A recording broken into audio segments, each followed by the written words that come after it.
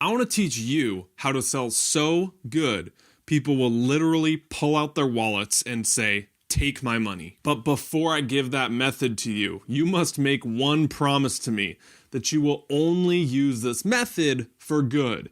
I will not manipulate. If you can't promise that, aka you're a sociopath, do not watch this video. I'm willing to bet at some point in your life you've had to sell something. Maybe this is a physical product. Maybe it's yourself during a job interview. Maybe it's persuasive speaking and you're selling your ideas. What would it look like if you had a formula, sort of a master key in your back pocket that you could pull out, put in the lock, and it would work every time? I want to teach you that simple 4-part formula in this video that's going to work next time you have a sales pitch, an interview. In fact, what you've been watching for the past minute or so has been that very formula that I'm going to teach you. If you're still watching and I have your attention, proves it works. Last thing, credit where credit is due. This is a concept I picked up from Mike Del Ponte on the Social Triggers podcast. All right, now let's jump into these 4 P's on how to convince anyone how to buy what you sell. The first one is promise. You know, advertisers who spend millions of dollars on a simple 60-second commercial say that if they can't hook someone within that first 5 seconds, they might as well have not even filmed the next 55. Movies, the opening scene, directors stress about for months on end getting right because they know that sets the tone for everything else they're about to do. Well, with you, whatever you're selling, again, job interview, physical product, ideas, set the tone with that first one sentence. This is called the promise. It's a short, punchy little one-liner. My example in this video.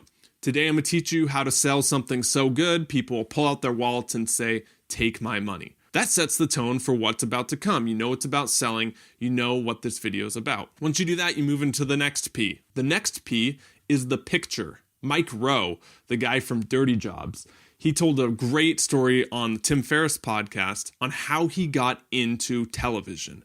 He went on a bet with his friend to an audition to sell for QVC. You know, the late night infomercials where they're trying to get you to buy jewelry that no one needs and no one would actually wear. He was that guy selling at 2 or 3 in the morning. So he walks into this job interview, again on a bet. His friend said, "If you do it, I'll do it." And they didn't ask him about his background, experience. They just held up a pen and said, "Sell this to me." What Mike Rowe did in that moment got him the job. He didn't talk about the pen and say, "Well, it's got a fine ball tip to it. It doesn't smudge when you write." He went after the emotions. He said, "I want you to imagine you just closed a business deal. Everything went as planned. It took you 2 months. You're ready to sign. You reach into your pocket and you pull out a ball tip pen that's chewed on and cost you 4 cents. What impression does that leave on the person? What does that say about who you are? What does that convey about your future business deal? Now I want you to picture the other hand. You have this pen that's perfectly designed, German engineered, writes like a feather, and you give that to them to seal the deal. See, what Mike did that got him the job on QVC, he didn't go after the features of the pen. He went after the emotional side. He put the picture in their mind of using that pen, and that's how it sold them, leading him to get the job on QVC. You might be asking, "Clark, isn't selling logical? Wouldn't you want to convince someone on the reasons they should buy your deal? It's a better deal than the competitors?" No. You don't want to do that. We actually buy with our emotions, human beings, and then we justify with logic. So if you really want to convince someone, go after the emotional side of them. My example in this video, I said, look, if you're watching this video, I'm willing to bet you've had to fill in the blank, a job interview, sell something in person, convince people of your ideas. Okay, so you see, I'm planting the picture in your mind of a time where you had to actually sell something to relate to your emotional side to make you watch this more. The next P is proof. I heard a great story. I think it's Andrew Stone from Pixar was giving in his TED Talk. He said he had a graphics arts teacher early on in his college career. The first day of class, he storms in, he writes on the board, "Apple," and then he draws a picture of an apple. He says, "This is the number one rule of graphic design. Don't do this." And he had the 2 sitting there. And then he took a piece of paper and he covered the apple. He said, "Do this, but don't do this." Both together. In other words, he said, look, show me, don't tell me. The proof, we can get up and talk about how great our company is, or how great we are as entrepreneurs, or how great we are in a job interview. We can tell all we want, but people really want the specific examples, the stories, the emotional side, again, of times where you've made that happen. Show them, don't tell them. The last P in this is your pitch. Now, this is where a majority of people who get that mindset that, okay, I'm going to sell something, they focus 90% of their time on this component, and they miss those first 3. What's the problem? If you don't master those first 3 right there, this doesn't even matter. In other words, if you have a video where you lose people in that first 5 seconds, like the TV commercials we spoke about, why even film the next 55? Let's just say you did all those, you get to this one, the pitch.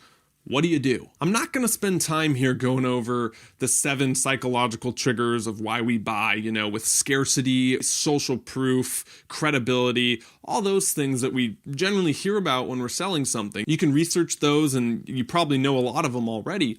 What I want to say here is just my biggest tip. There's the notorious jam study where they have jams in supermarkets and they presented people with 34 jams. What they noticed is that more people stopped, but less people buyed. And that when they only had a setup display of 4 to 8 jams, the conversions went through the roof. In other words, when we're overwhelmed with the decisions, we don't do anything. What I've found most effective is a single call to action. When you do a pitch, don't give them 20 things to act on. Don't give them 5 things to act on. Give them one thing you want them to do at the end of your video, at the end of your article, in your social media post. Have one call to action, maybe 2, that's pushing it, that you want them to do at the end of whatever you're selling, and that's a better way to convert people. So here's my pitch to you, all right? If you like this video, if you learned one thing that's new, go down below and hit that thumbs up button. If you hit the thumbs up button, share this video with anyone who you think could benefit. That's the only call to action I want. Just share this video with someone you've either know is in sales or that you've talked to about persuasion or sales with. Until next time, thank you so much for watching this video. I'm Clark. Stop settling, start living.